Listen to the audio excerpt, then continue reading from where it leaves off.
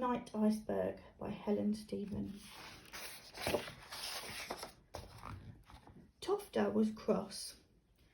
That was her jackrabbit that the baby was chewing. And that was her favourite storybook that the baby was scrunching. Her mummy said she had to learn to share. But this was her very own bedroom that the baby was going to be sleeping in now. I don't want to share, said Tofter, but she had to. That night, an iceberg floated past Tofter's bedroom window and stopped. It looked peaceful and beautiful. It looked as if it didn't belong to anyone. That's going to be my iceberg, Tofter thought, and I'm not going to share it with anyone. She thought about what she'd need on the iceberg. Her favourite jumper, which was really her dad's, her jackrabbit, her best fishing net, and a tin of sardines, in case she wasn't very good at fishing. Then she tiptoed down the path and jumped onto her iceberg. The iceberg drifted out to sea. Tofter danced around happily. At last she had something that was just for her. But then, pit-pat, pit-pat, pit-pat, pit-pat, pit-pat. Go away, said Tofter. This is my iceberg. The penguin looked as if he thought it was his iceberg. They both sulked for a bit. Tofter started to feel hungry. She tried to catch some fish, but they were too slippery, so she opened her tin of sardines. Pit-pat, pit-pat, pit-pat. Go away, said Tofter. These are my sardines. Oh, all right, just one then. They had one sardine each. The penguin nuzzled Tofter's arm. That felt nice. You can be my friend, said Tofter.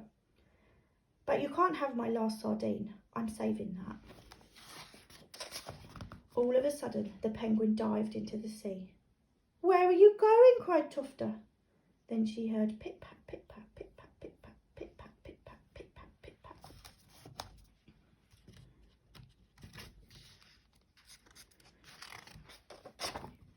There was 500 penguins, and they all wanted Tofter's sardines.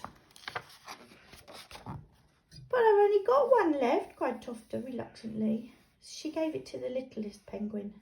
The littlest penguin snuggled up to her to say thank you. He felt very soft and fluffy. Tofter gave him a cuddle. That felt so nice that Tofter made a big decision.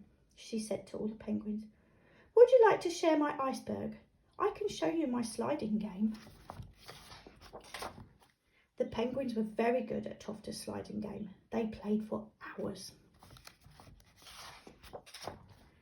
At last, everyone was tired, so they all gathered round and Tofter told them a story. It was about a little girl who had a mum and a dad and a baby brother, and how she sailed away one night on her very own iceberg, which she shared with lots of penguins. They played together until the little girl was tired, and she said, I want to go home now. But it was dark and cold, and she didn't know the way. So the penguins tucked her up in her great big jumper, and Jack Rabbit and the littlest penguin snuggled up to keep her warm. Then all the penguins dived into the sea and guided the iceberg back through the night and right through till dawn, all the way home